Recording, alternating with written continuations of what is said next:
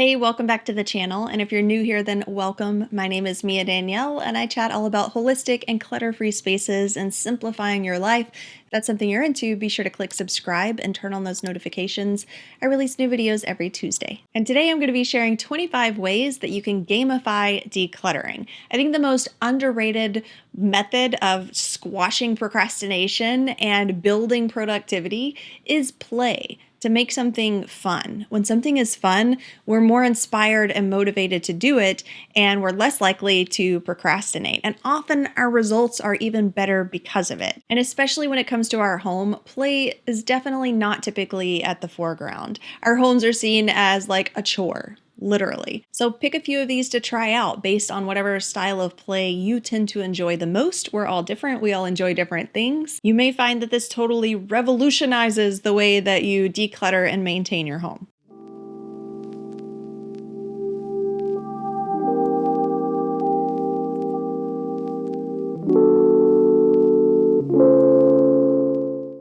Number one is race and reward. This is definitely something that I did with my kids when they were younger, elementary school, junior high. I would tell them to declutter their spaces and that whoever finished first would get to choose the movie that we watched that night. And whoever didn't quit would get ice cream. So as long as they didn't quit, they still got the ice cream. There was that incentive to keep going, even if they felt like they were losing. But whoever won, which was the encouragement to race and to add a little bit of a game to the mix, would get a little addition of being able to choose the movie. Number two is a numbers challenge. Now, this could be you setting a specific number that you want to achieve just to kind of challenge yourself and see if you can get there. It could be something like, oh, I have 150 DVDs and I wonder what that would look like if I could get it down to 25. But there are also some more official challenges that you probably heard of. The one that I've heard the most is the men's game, which is where you declutter one thing on day one, you declutter two things on day two, etc. By the time you get to day 30, you're decluttering 30 things. And then ideally by the end of the month, you've decluttered a whole slew of things and your home looks very different. That challenge spread like wildfire. It was so popular because people love a good challenge and they love having rules and parameters and something that they can share with other people who are also doing the same thing. Number three is a funding challenge. This brings back memories of my childhood in the Texas heat, planning garage sales, sometimes having a friend or two come over and help.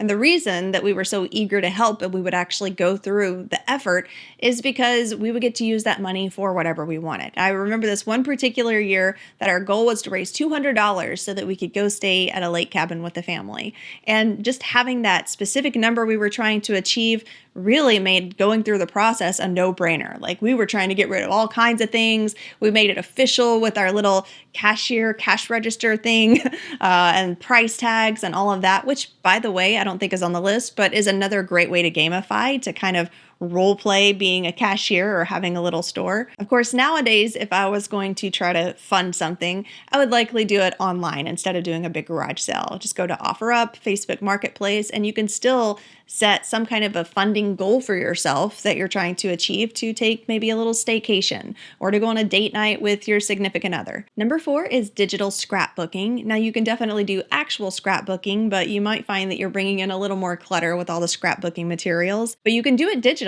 You can upload all of your photos digitally. You can create whatever kind of really cool artistic scrapbooks you want with a little digital ribbon and the different colors, and you can share it with different people and put it on social media if you want.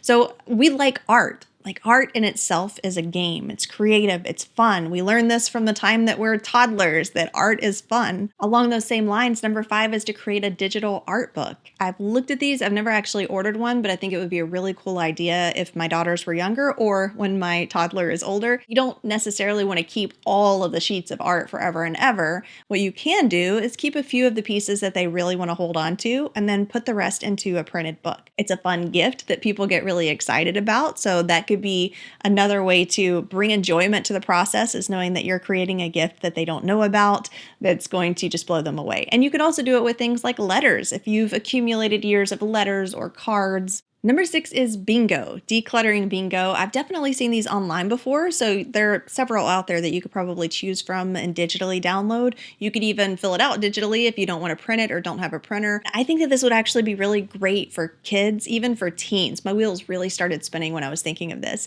to where you could have each row be some kind of a small win or some kind of a small treat. Maybe diagonal is a little bit of a bigger treat. And then when you fill the whole card, it's the biggest treat. So maybe a row could be something like going out for ice cream. Maybe a column could be something like going to the movies. And maybe filling the whole card could be something like going, I don't know, to the zoo or like a little bit more of an event. I think that my kids are really reward motivated. I think that this would work really well. Number 7 is before and after photos. Who doesn't love a good before and after photo? And you can share them online. You can share your progress. It can bring extra accountability, but also, give you a little bit of pride and showing all of the great progress that you've made. If you think about it, people who have blogs or YouTube channels or podcasts that are dedicated to sharing their story and their progress with getting mounds and mounds of clutter out of their house, that medium, that blog or podcast or whatever, was their way of gamifying it. That was what made it fun. It challenged them. It gave them accountability to keep going. It gave them a reason to keep going because it was fun to share the progress and to be able to create something from all of the mounds of clutter they were losing. Number 8 is a virtual swap meet. You can definitely do this in person too, but I just personally feel like it would be more challenging for me. I don't have a huge group of people that I would be looking to swap things with, but you have local Facebook communities that are created already for buy, selling, and trading, and you could go and just make a post in there for like, hey, whoever would like to come to this virtual swap meet, go to this link, and then people could show up with their things and see if there's anything that locally would like to be traded. You might find something that you could actually use and need, be able to get it for free while simultaneously getting rid of your clutter. Number 9 is to assign daily points or assign task points and work on a point accumulation system.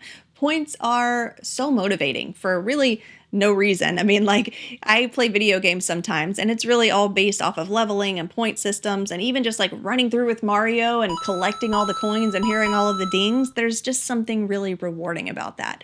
So when you can build in any kind of a reward system for your efforts, it can be really great. And you can also set bigger, more tangible rewards at the end of accumulating so many points. If I was going to do this method, I would probably do it digitally. I would probably create something to where whenever I click a little button, it automatically assigns me 5 points for whatever tasks button I clicked that day, so that by the end of the 30 days, I can go back and see and tally how many points I racked up. That could also be great because you could set up daily reminders and daily requirements. Number 10 is a good old timer challenge. I hear people talking about that all the time, just setting a timer for 5 minutes or 15 minutes or an hour, depending on how much time you're wanting to invest, and seeing how much you can accomplish, or giving yourself a certain amount of time to accomplish a certain task. Like, okay, I have 15 minutes to finish this drawer.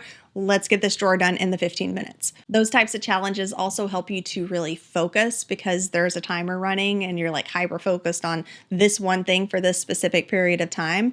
But it's also just a little bit challenging, gets the heart race up a little bit. Number 11 is a capsule project.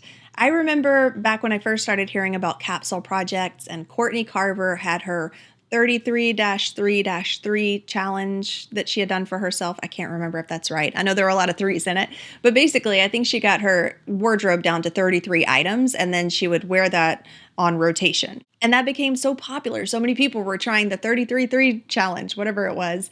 And honestly, you don't have to go by any specific challenge like that. Some people like to do something that's already been established, but really just the whole process of creating a capsule wardrobe, mood boarding, selecting the pieces, designing your styles that fit your personality, curating everything down. It's just a fun process. It's kind of fun, like shopping is fun, or like doing art is fun. I would venture to say that probably even more than just having a minimized wardrobe, people enjoy the process of curating a capsule wardrobe. Number 12 is a decluttering relay. This is something that I think would be really great for kids. One can go declutter something, come back, tag in the other one. They go declutter something, come back, tag in the other one, and just back and forth like that, instead of just this whole constant motion of going and having them declutter, which can be super boring for kids. You could do something like that with your significant other. It could be like, okay, I'm going to go declutter all of the drawers in the kitchen, but when I'm done, I'm going to go tag you in to declutter the storage in the garage while I play on video games for a while. Number 13 is to curate create a decluttering playlist. This is something I know a lot of people like to do,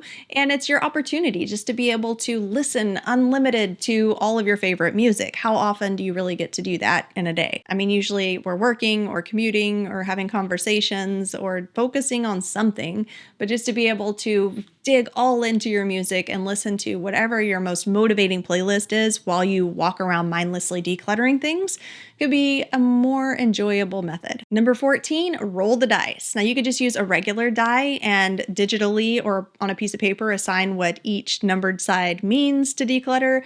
But I recommend that you make at least one of the sides something enjoyable or something that has nothing to do with decluttering. It could even be just like take the day off.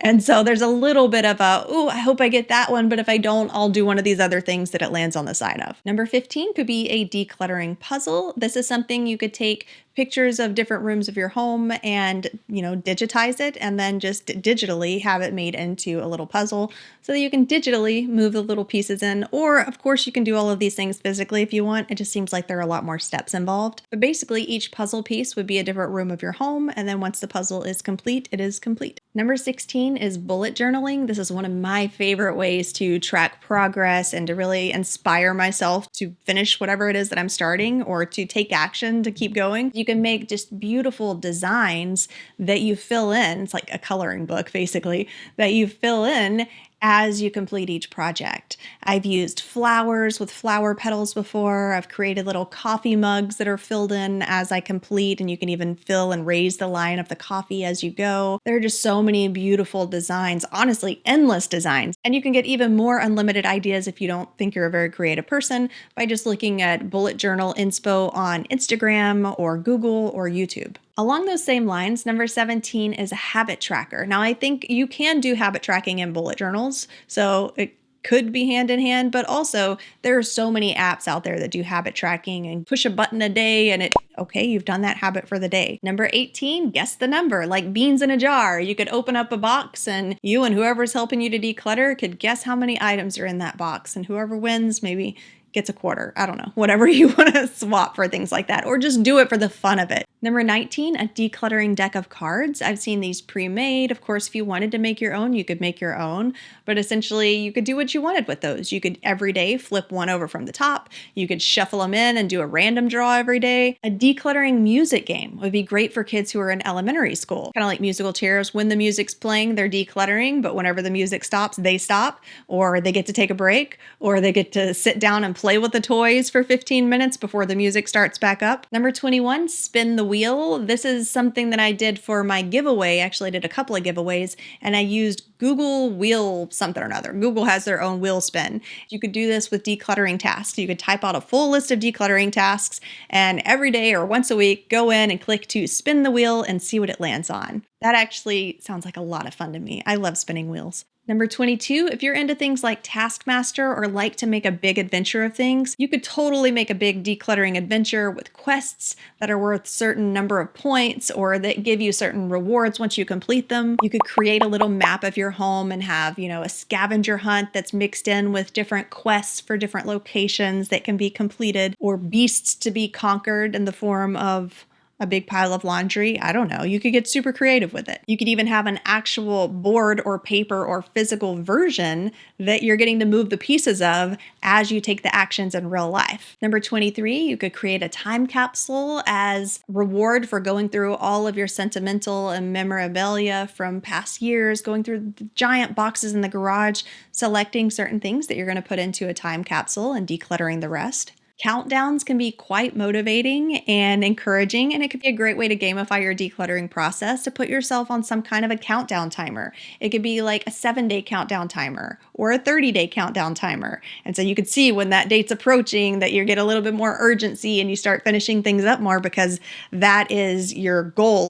And number 25 is decluttering fitness. And most specifically, I'm thinking getting in your steps. If you have something that's counting your steps or you're wanting to encourage yourself to get more physical and get more physical activity in, you could even make lifting the clutter, lifting the boxes and walking the boxes a part of your fitness routine. Try to think of how you can make decluttering double as your source of fitness. All right, that's all I have for now. If you like this video, be sure to give me a thumbs up. And in the meantime, I hope that you have a ton of fun gamifying and enjoying your decluttering process. And guess what? Games are coming soon to my free resource library. If you haven't already accessed it, it has tons of freebies already loaded, 100-item checklists for just about every room of your house, challenges, PDFs, journaling prompts, all different kinds of things are already in there. And then we have games that are coming up soon. You can access this library by going to miadanielle.com/freebies, or just use the link down in the description. I'll chat with you next week.